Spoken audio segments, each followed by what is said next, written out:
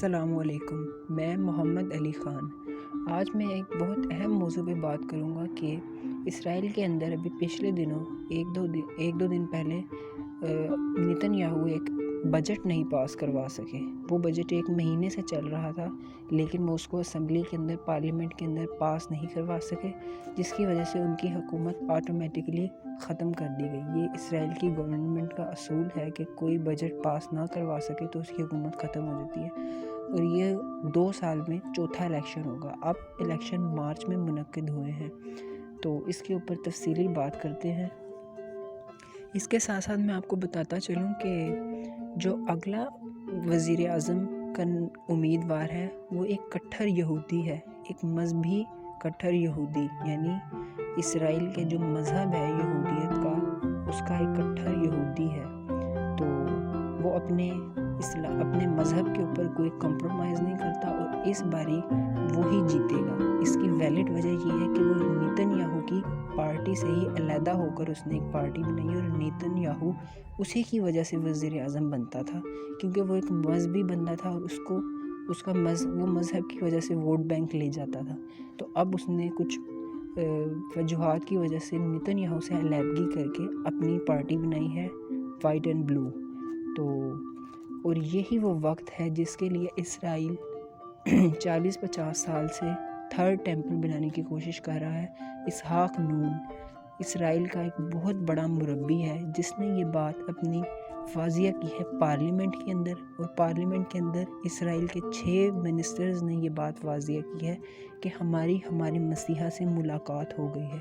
یہ بات میں یوٹیوب کی اس ویڈیو میں نہیں لگا سکتا، یہ بہت مشکل بات ہے اور اس سے ویڈیو ڈیلیٹ ہو جائے گی، اس لیے میں ویڈیو نہیں لگا سکتا۔ لیکن یوٹیوب پہ آپ اسحاق نون کے آفیشیل چینل پر ان کی پریڈکشنز دیکھ سکتے ہیں، جس طرح اس بندے نے کہا ہے کہ بہت جلد مسیحا آنے والا ہے، اور تھرڈ ٹیمپل یعنی مسجد اقصی کو گرا کر تھرڈ ٹیمپل بنایا جائے گا، یعنی ہیکل سلیمانی کی تعمیر کروائی جائے گی، اور وہاں پہ دجال کی، یعنی ان کے مسیحا کی اور ہمارے دجال کی تاج پوشی کی جائے گی۔ دراصل یہ ایک منصوبہ ہے جس کے تحت نیا وزیر اعظم آ رہا ہے۔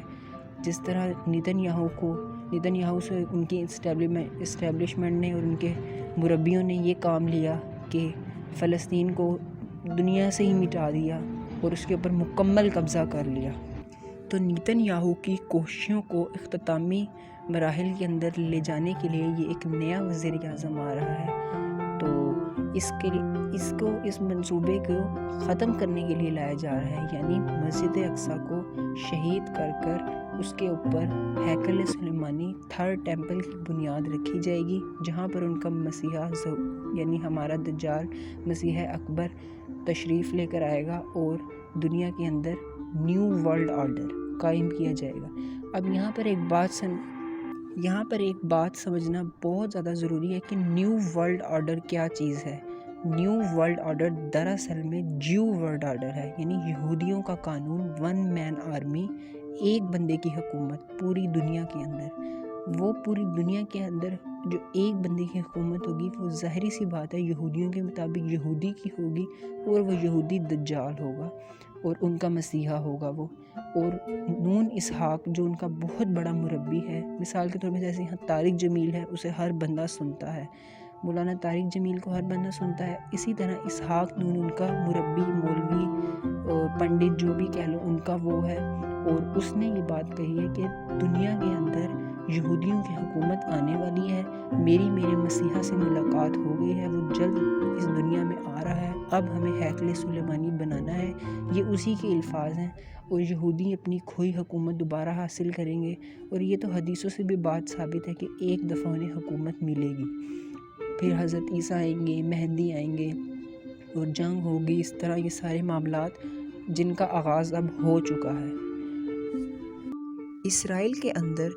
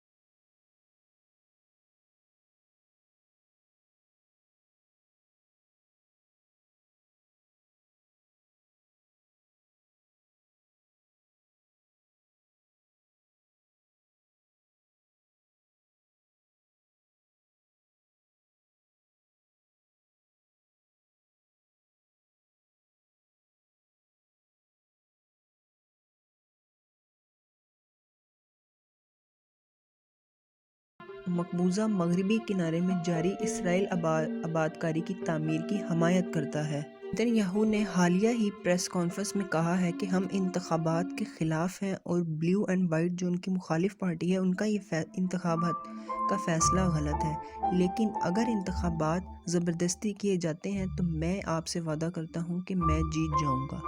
امریکہ کے حالیہ الیکشن میں نتن یاہو نے ڈونلڈ ٹرمپ کو پوری طرح سپورٹ کیا اور جیو کمیونٹی نے ڈونلڈ ٹرمپ کو ووٹ دیا، لیکن 20 جنوری کو جو بائیڈن کے صدر کے عہدے کا حلف اٹھانے کے بعد اب یہ اختیار نہیں ہوگا۔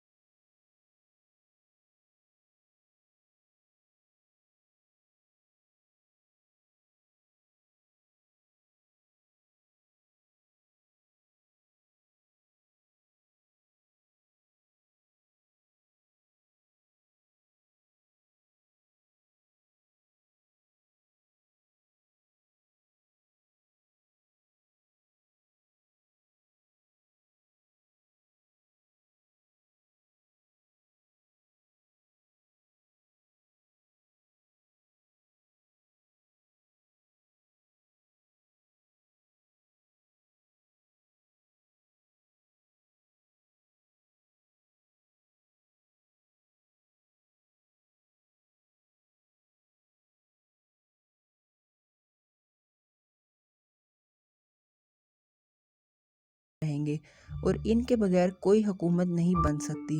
انہوں نے کہا کہ مجھے لگتا ہے کہ یہ سمجھنا کافی حد تک محفوظ ہے کہ جب تک مسٹر نتن یاہو کی جگہ کوئی اور نہیں لیتا یا قانون سازی یا سیاسی تدبیر کے ذریعے اگر وہ کوئی رستہ تلاش نہیں کرتے اور ان کے مقدمات کی سماعت روکی جائے اور ان کے حق میں فیصلہ آئے تو ان کی حکومت کو جلد از جلد ختم کر دینا چاہیے، جو اسرائیل کے لیے فائدہ مند ثابت ہوگا۔ پچھلے 3 انتخابات میں نتن یاہو اپنے روایتی مذہبی اور قوم پرست اتحادیوں کے ساتھ مل کر اکثریتی اتحاد حاصل کرنے میں ناکام رہے ہیں۔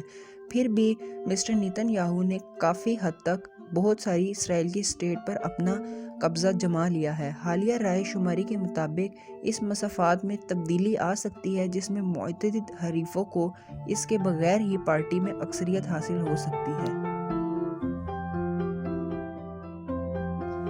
اس کے ساتھ ہی مجھے اجازت دیں، اللہ حافظ، اور اس ویڈیو کو آگے ضرور شیئر کریں اور اپنی معلومات کمنٹ کے اندر بتائیں کہ میں نے کیا بات غلط کری ہے اور کیا بات ٹھیک کری ہے، تاکہ میں اپنی غلطی کو درست کر سکوں۔ اللہ حافظ۔